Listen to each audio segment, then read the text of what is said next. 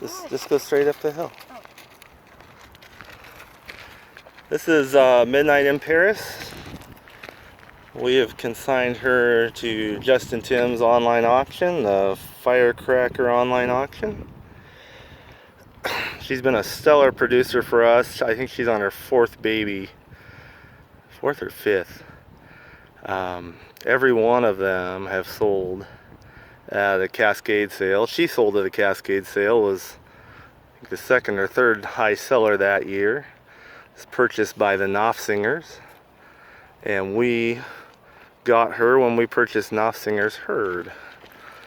And she has amazing babies with Mox High Stakes Gambler, which is who she is currently bred to.